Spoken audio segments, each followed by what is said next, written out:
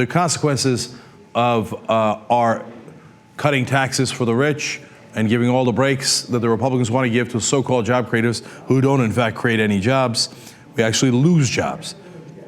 For example, the city of Baltimore is now cutting 3 firehouses out of their 36 engine companies and 19 ladder companies. Why? They're out of money. They got a $48 million shortfall.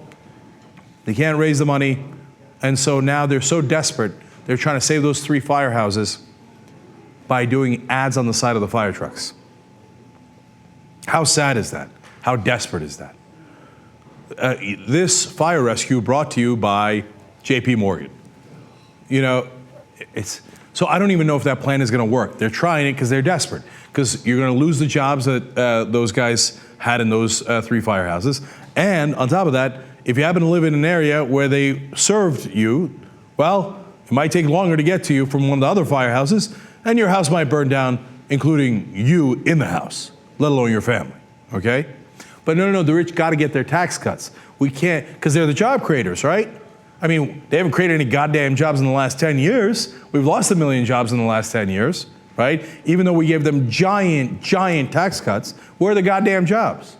No, it doesn't matter. It doesn't matter. Mitt Romney's plan is, and I'm not kidding here, and it's not an exaggeration, is to give another $10 trillion in tax cuts. Now, George Bush's tax cuts cost us $2.5 trillion. It would be 4 times that size. 4 times the size of the Bush tax cuts. And then they turn around and say, well, we don't have any money for anything. So you burn down in a fire in Baltimore, well, that's a sad day for you. It's definitely not connected to the tax cuts that the rich got.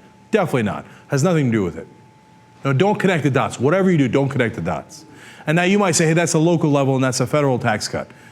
But wait a minute, the federal government gives money to the state of Maryland and it goes down to the city of Baltimore, right? That's actual trickle down. When you actually take the money away from the state and from the cities, well, hey, you know what? If you die in a fire, you must not have been rich. Because they would, here's the part of the town they're not going to cut the fire department from. Can I guess? I don't know, but I'm guessing that they're not going to cut it from the rich parts of town. They're going to keep their firehouses, okay? They're going to keep their tax cuts and they're going to keep their firehouses. It's sick what we're doing, man, sick.